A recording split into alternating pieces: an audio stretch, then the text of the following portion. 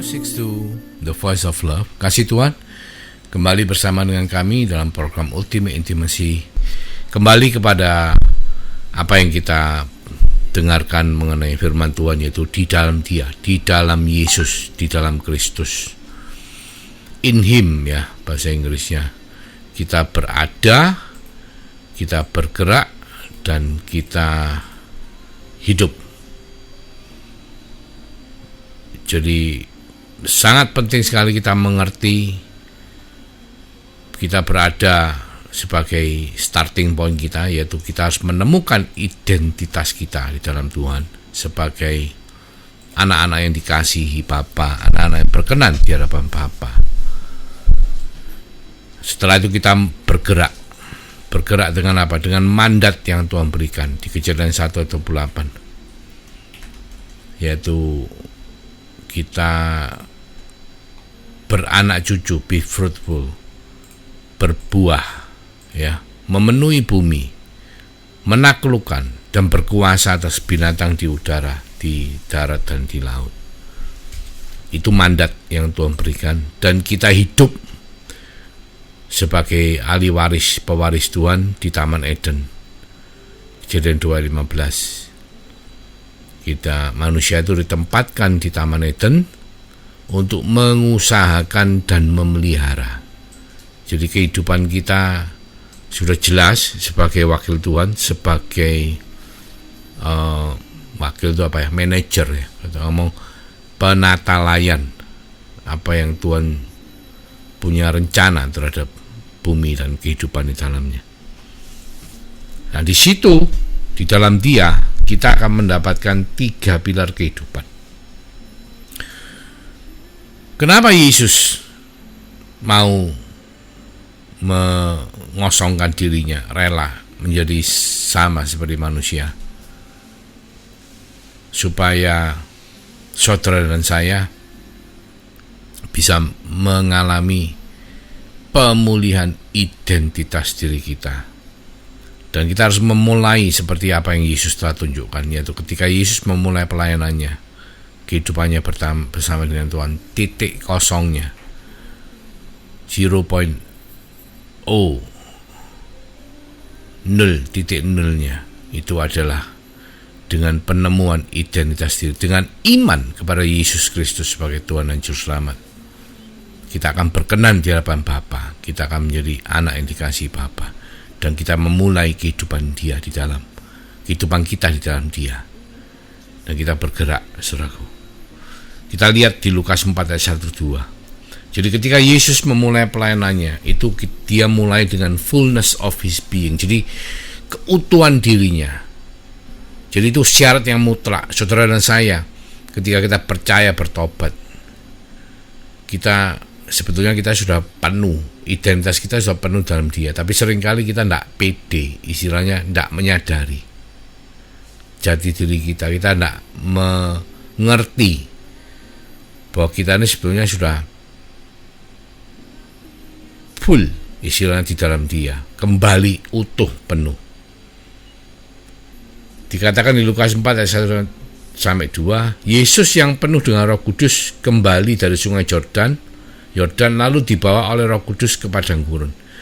Di situ Ia tinggal 40 hari lamanya dan dicoba iblis. Selama di situ Dia tidak makan apa-apa, dan sudah waktu itu Dia lapar. Di ayat 14, dalam kuasa Roh kembalilah Yesus ke Galilea, dan tersiarlah kabar tentang Dia di seluruh daerah tersebut.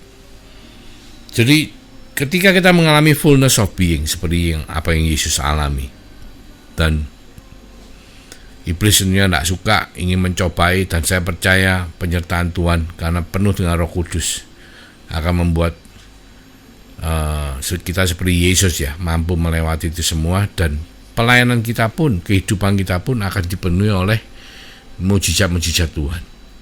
Di Lukas 4:17-18-21, ya. Kepadanya diberikan kitab Nabi Yesaya, dan setelah dibukanya ia menemukan nas di mana ada tertulis, Roh Tuhan ada padaku, oleh sebab Ia telah mengurapi aku untuk menyampaikan kabar baik kepada orang-orang miskin, dan Dia telah mengutus aku Lalu ia mulai mengajar mereka, katanya, pada hari ini genaplah nas itu sewaktu kamu mendengarnya. Jadi setiap saudara dan saya, kita tuh sebetulnya ketika kita beriman, percaya, identitas kita penuh, dan yang memeteraikan, yang mengaminkan identitas kita adalah apa? Adalah meterai Roh Kudus dalam hidup kita. Jadi Roh Kudus itu sudah ada dalam hidup kita dan menyertai kita untuk selama-lamanya. Nah, itu yang membuat kita ini, martabat ilahi kita ini menjadi keluar. Ibaratnya gini, kalau saya boleh menggambarkan dalam bahasa sehari-hari hari ini ya, kan kita tahu bahwa handphone ini macam-macam. Ada handphone yang ya kalau orang ngomong sekarang smartphone ya, handphone pinter. Ada handphone jadul tuh namanya apa? Stupid phone ya, bukan ya? Itu kayak handphone yang enggak smart gitu loh, enggak pinter gitu. Enggak pinternya apa? Cuma bisa buat telepon. Yang handphone sekarang kan smartphone kan Android ya, iPhone dan lain sebagainya. Sedangkan handphone yang kuno, yang jadul, yang katanya stupid phone itu kan enggak punya fasilitas untuk bisa pakai internet dan lain sebagainya ya, bisa pakai WA, bisa pakai sosmed, multimedia, bisa untuk kerja, work from home ya, bisa untuk online, itu tidak bisa semua. Ya, itu bedanya antara telepon biasa yang jadul, stupid phone, dengan smartphone. Smart itu pinter ya, atau Android. Tapi saudara tahu enggak? Meskipun Android, ketika Android ini tidak mendapatkan data atau internet atau wifi atau mobile data dari providernya, operator telepon kan banyak, itu handphone Android ini pun tidak bisa berfungsi. Ya bisa untuk telepon biasa seperti telepon yang jadul itu ya, tapi untuk dipakai sosmed online tidak bisa. Jadi tidak sakti lagi, istilahnya jadi telepon biasa. Meskipun Anda mungkin belinya bisa mahal sekali ya, kalau yang termahal sekarang gitu bisa di atas 10 juta, ya kan? Yang bagus, merek bagus, terkenal. Saya tidak boleh ngomong merek, tapi saudara pasti tahu lah yang saya maksud. Nah, itu pun kalau tidak ada data, itu tidak bisa berfungsi sebagaimana semestinya, cuman bisa kembali ke fungsi yang lama. Nah, saudara dan saya, ketika kita beriman kepada Yesus Kristus sebagai Tuhan dan Juru Selamat, kita tuh sudah langsung martabat ilahi kita, jati diri kita itu kembali. Tapi kita harus sadar. Nah, kesadaran kita akan meterai Roh Kudus dalam hidup kita. Kesadaran kita akan identitas diri kita di dalam Kristus, di dalam Yesus. Itu membuat kita mampu untuk mengembangkan keilahian kita. Sehingga apa yang Tuhan telah rencanakan dalam kehidupan saudara dan saya sebagai manusia-manusia ilahi yang punya kodrat ilahi untuk melakukan kehendak Bapa, menghadirkan kerajaannya di bumi seperti di sorga, maka kita tidak bisa melakukan apa-apa kalau kita tidak sadar. Sama seperti handphone Android tapi tidak punya data atau tidak di-on-kan datanya, sehingga apa? Ya cuma bisa buat telepon biasa. Nah, ini sesuatu yang kita harus aware, harus sadar bahwa identitas diri, keberadaan jati diri kita itu adalah manusia ilahi, manusia yang dicintai, anak yang dicintai dan berkenan di hadapan Bapa. Penting, saudaraku, kita bukan dari dunia, kita warga kerajaan sorga, kita adalah pendatang-pendatang di bumi ini. Amin. Puji Tuhan, haleluya. Dan Salomo, yang kita tahu bahwa Salomo itu adalah kata Tuhan manusia yang paling berhikmat. Karena apa? Ketika dia menjadi pengganti Raja Daud ya, dan dia ditanya oleh Allah, kamu mau apa dari saya? Dan dia minta hikmat dari Tuhan. Karena dia ngomong, kalau dengan hikmat saya bisa memerintah bangsa saya dengan baik. Dan Tuhan memberikan hikmat Kita mengatakan bahwa dia adalah manusia yang paling berhikmat di bumi, karena Tuhan yang memberikan hikmat itu kepada dia, bijaksana. Bahkan lebih dari itu, Tuhan memberikan kekayaan yang luar biasa kepada Salomo, karena permintaan Salomo yang luar biasa juga. Mungkin kalau saudara saya tanya sama Tuhan, mau apa? Kita paling ngomong, waduh mau kekayaan Tuhan. Tapi Salomo mau hikmat. Nah, ini sesuatu yang luar biasa. Dan orang yang berhikmat ini mengatakan begini, di Pengkhotbah 2 ayat 9-10. Dengan demikian aku menjadi besar, bahkan lebih besar daripada siapapun yang pernah hidup di Yerusalem sebelum aku. Dalam pada itu hikmatku tinggal tetap padaku. Hikmatku, ya. Aku tidak merintangi mataku dari apapun yang dikehendakinya, dan aku tidak menahan hatiku dari sukacita apapun. Sebab hatiku bersukacita karena segala jerih payahku, itulah buah segala jerih payahku. Jadi dia tuh memberitahu kita semua bahwa dia mendapatkan segalanya.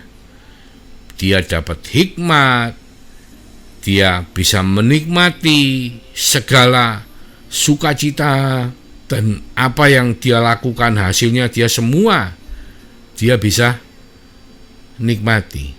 Tapi di ayat terakhir dari Pengkhotbah, ya, itu dikatakan kalau semuanya itu cuman sia-sia. Ya, bahkan di Pengkhotbah 5 ayat 12-13, ada kemalangan yang menyedihkan kulihat di bawah matahari. Kekayaan yang disimpan oleh pemiliknya menjadi kecelakaannya sendiri, dan kekayaan itu binasa oleh kemalangan, sehingga tidak ada suatu pun padanya untuk anaknya. Bahkan di akhir dari Pengkhotbah dia menyadari semua ini sia-sia. Jadi kekayaan, kesuksesan, kuasa, semua yang di dunia ini tidak ada artinya kalau kita tidak takut akan Tuhan. Nah, identitas ini yang seringkali ketika kita tidak betul-betul mengerti dan hidup di dalamnya, kita akan kehilangan. Salomo di dalam segala yang dia nikmati, yang dia punya, kepandaiannya, kebijaksanaannya, bahkan dikatakan istrinya sampai berapa ratus, ya, 700 apa berapa, 1000 atau selirnya, nggak ngerti, banyak pokoknya, males ngitungnya, ya. Cuman kita bisa bayangkan lah kehidupannya seperti apa.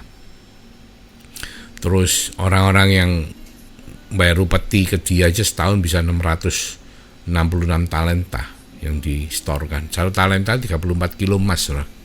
Kalau 1 gram emasnya sekarang 500.000, lebih, ya, 800 sampai 900. Itu 1 kilo itu 800 juta. Iya toh, 34 kilo berapa, saudara? 1 tahun 66 kali 34 kilo. Itu setoran emas, belum yang lain-lainnya, belum silver, belum peraknya, belum tanahnya, belum rempah-rempahnya. Itu kekayaan yang Salomo punya. Tapi semua itu tidak ada artinya. Dia ngomong tidak ada artinya ketika dia kehilangan jati dirinya. Jadi Salomo sempat hilang. Hilangnya apa? Dia begitu menikmati semua apa yang Tuhan berikan. Akhirnya masih untung loh, Salomo masih bisa sadar bahwa semua itu sia-sia kalau tidak takut sama Tuhan.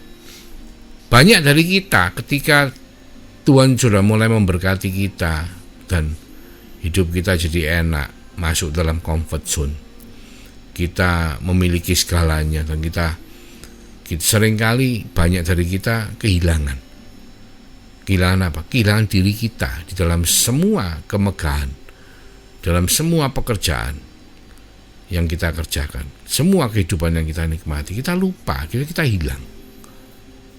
Nah, ini sesuatu yang kita harus sadar, dan kita bisa melihat nanti. Kita akan bahas banyak orang-orang terkenal, ya, yang hidupnya mengalami hal yang tidak bagus. Kita sementara akan melihat satu contoh ya, seorang wanita cantik ya, pandai, bisa 5 bahasa, bekerja di Kementerian Luar Negeri Jepang, lulus magna cum laude dari Harvard Universitas. Ini orang Jepang ini. Ini orang Jepang. Ini kisah nyata, Saudara. Putri Masako dari Jepang yang menikah dengan putra mahkota Naruhito ya pada 1993. Saudara, kalau lihat putri ini cantik sekali, Saudaraku, dan pandai. Tapi ketika dia memutuskan bahwa dia akan menikah dengan calon kaisar ya, Pangeran Putra Mahkota ini, semua orang sudah pada ngomong, ini orang ini pasti akhirnya nanti tidak bisa tampil, hilang. Karena apa? Karena sebagai ratu ya, calon ratu, istilahnya Putra Mahkota, istrinya dari Putra Mahkota kan calon ratunya Jepang. Dia masuk ke dalam satu sistem budaya yang membuat akhirnya dia bisa kehilangan jati dirinya. Yang jelas pasti ratu tidak boleh kayak dulu, tidak boleh tampil, tidak boleh kerja. Ratu kan, tidak boleh ngapa-ngapain. Dan seringkali ketika seorang kehilangan jati diri, maka dia akan, kehidupannya akan tidak karu-karuan. Seperti yang kita tahu, Putri Masako nih dikatakan dia menderita penyakit psikologi yang ditimbulkan oleh stres. Karena apa? Karena dianya yang dulunya pandai, berkarier, bekerja, menghasilkan banyak hal, akhirnya karena status dia berubah, dia tidak boleh ngapa-ngapain. Akhirnya cuma diem aja, melayani suami, tidak boleh kerja, dan tidak gampang boleh ketemu sama orang di luar, sehingga akhirnya dia kehilangan segalanya. Ya, seperti burung di dalam sangkar emas. Sangkarnya emas, tapi burung kalau dalam sangkar sama di luar, saya percaya lebih senang di luar. Dan Putri Masako menderita penyakit adjustment disorder ya, karena stres dan depresi. Setelah kalau lihat fotonya, seorang cantik, wanita cantik, usia 34 tahun, dari putri kerajaan yang saya percaya sangat kaya, tapi mukanya begitu sangat tidak happy ya, istilahnya tidak cocok gitu. Itu adalah gambaran dari seorang yang kehilangan identitas diri. Tuhan Yesus kan ngomong, apa gunanya kita memperoleh seluruh dunia kalau kita harus kehilangan nyawa atau kehidupan. Nyawa, kehidupan, life ya. Kehidupan itu kan bukan berarti hilang nyawa, mati secara jasmani, tapi kita kehilangan kehidupan yang sebagaimana semestinya seorang manusia menikmati. Banyak dari kita mengalami itu. Banyak dari kita berusaha keras untuk kerja, untuk sukses, tapi kita akhirnya mengorbankan keluarga, mengorbankan kesehatan, mengorbankan banyak hal, sehingga menyebabkan kita kehilangan kehidupan kita. Nah, itu pentingnya identitas diri. Kita tidak boleh kehilangan. Di dalam dia malah kita diteguhkan sebagai anak-anak Allah yang dikasihi dan berkenan kepada Allah, sebagai warga kerajaan surga, sebagai manusia ilahi. Itu adalah keberadaan being kita, yang kita tidak pernah boleh kehilangan itu.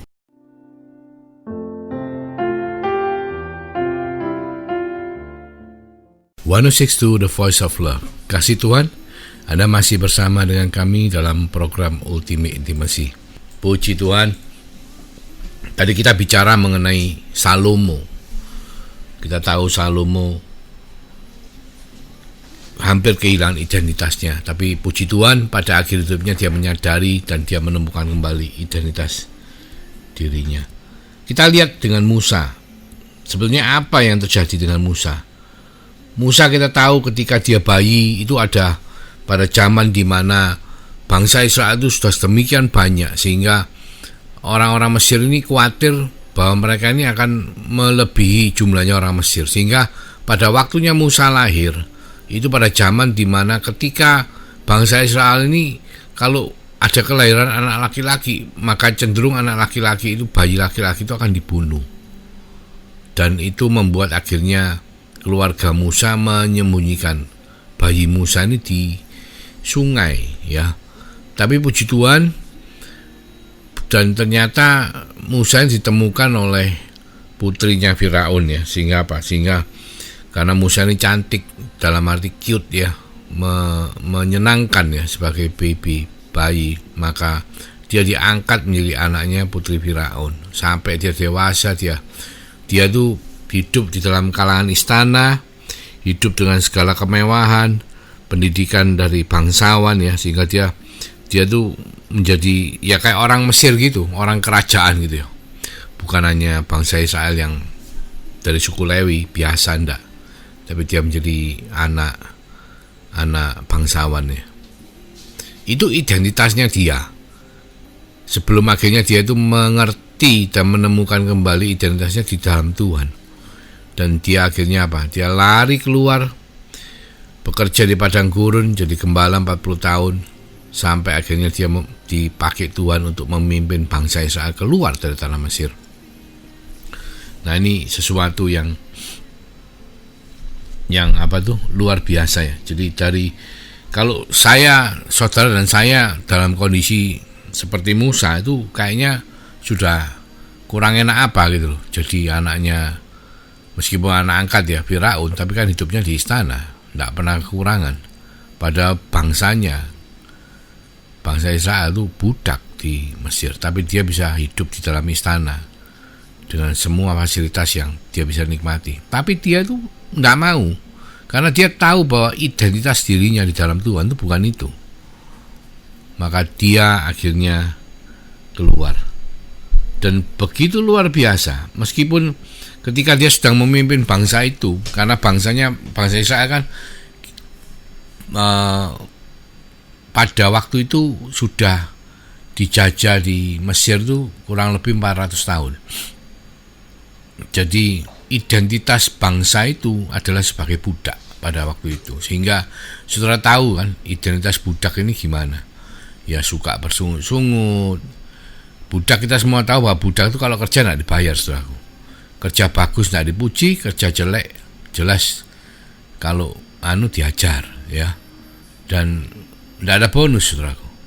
Jadi otomatis ya kehidupan yang sangat keras dan sangat tidak enak, sehingga membuat mereka itu mayoritas suka bersungut-sungut. Jadi apapun terjadi ngomel dulu, kasar lah istilahnya, tidak bisa seperti orang normal ya, karena budak, statusnya sebagai budak. Dan 400 tahun itu bukan waktu yang singkat, saudaraku. Jadi dengan identitas seperti itu tidak gampang untuk memimpin 2 juta orang ya. Kalau hitungnya kan 600.000 dewasa itu, satu orang dewasa punya istri dan punya anak. Kalau zaman dulu anaknya banyak, saudaraku. Anggaplah kalau 3,5, 4 itu sudah 2 juta lebih. Nah, tidak gampang memimpin 2 juta orang yang dulunya budak, karena otomatis ya cara berpikirnya juga sehingga mereka banyak bersungut-sungut, sehingga membuat Musa itu menjadi marah. Dan dalam kemarahan Musa, dia melanggar perintah Tuhan, yang mana Tuhan minta dia hanya menghardik batu karang itu untuk mengeluarkan air. Dia memukul sampai 3 kali, dan itu membuat dia akhirnya tidak diizinkan Tuhan masuk ke tanah perjanjian. Tapi di luar daripada itu, ketika Musa mati, kita lihat di Ulangan 34 ya, 5-6.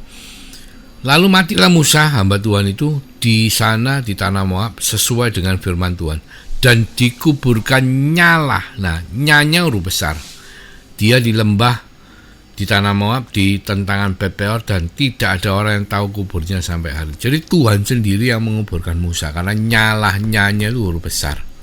Yang menguburkan Musa itu adalah Tuhan sendiri. Karena apa?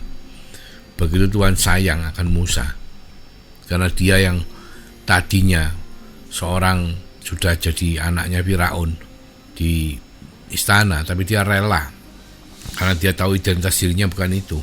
Dia rela melepas semua itu untuk bisa dipakai Tuhan memimpin bangsa Israel. Jadi orang ini keberadaan dirinya, identitas dirinya kuat sekali di dalam Tuhan. Bahkan kita lihat di Lukas 9:29-31 katakan, Ketika ia sedang berdoa, Yesus sedang berdoa ya, rupa wajahnya berubah dan pakaiannya menjadi putih berkilau-kilauan.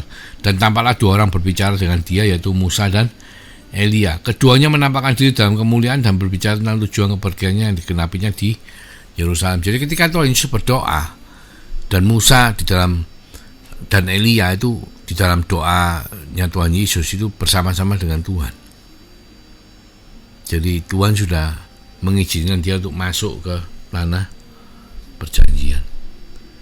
Jadi itu adalah gambaran dari orang yang bisa menemukan identitas dirinya di dalam Tuhan.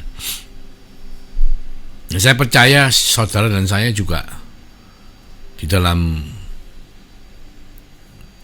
kehidupan kita juga harus menemukan siapakah kita di dalam Tuhan. Kita harus jelas. Jangan sampai di dalam kesibukan kita di dunia, kita akhirnya kehilangan diri kita. Seperti Tuhan Yesus ngomong, apa gunanya orang memiliki seluruh dunia kalau dia kehilangan nyawanya atau hidupnya?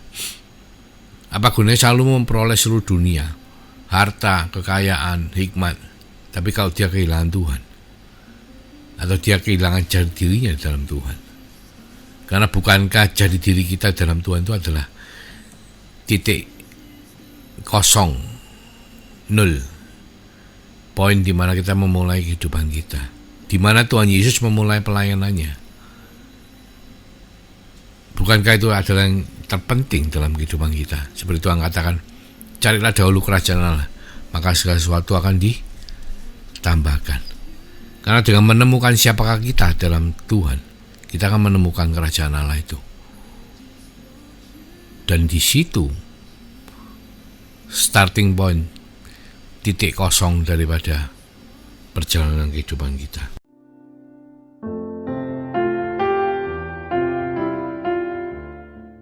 "106 The Voice of Love." Sebelum kita masuk dalam simpulan renungan firman Tuhan, saya mengajak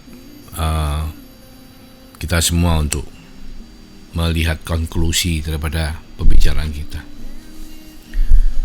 Jadi dikatakan seperti ini, tragedi terbesar di dalam kehidupan itu bukanlah hidup tanpa tujuan, tetapi jika seseorang kehilangan dirinya atau identitasnya di dalam pergumulan hidupnya untuk menggapai tujuannya. Jadi bukan tidak punya tujuan. Banyak orang sudah punya tujuan. Misalnya contoh kita, ya ngomonglah anak muda lah, ketika mereka tanya sekolah, saya kepingin jadi pilot, saya kepingin jadi orang IT ya. Bahkan kalau Bapak Presiden kalau lagi ke daerah itu tanya sama anak-anak gitu, kepingin jadi apa? Ada yang mau saya kepingin jadi YouTuber. Nah, itu kan punya tujuan. Tapi seringkali tragedinya terjadi ketika kita tuh dalam kesibukan kita untuk mencari capai tujuan kita kehilangan diri kita sendiri gitu loh. Di dalam kesibukan kita kerja, kita sampai sebagai bapak atau sebagai ibu rumah tangga, kita lupa dengan keluarga kita, sehingga kita kehilangan diri kita. Nah, ini yang kita harus sadari. Saya ngasih contoh beberapa kehidupan di luar ya. Contoh Whitney Houston. Setelah seumur saya 50-an, pasti tahulah Whitney Houston. Zaman-zaman saya muda kita seumuran dengan Whitney Houston.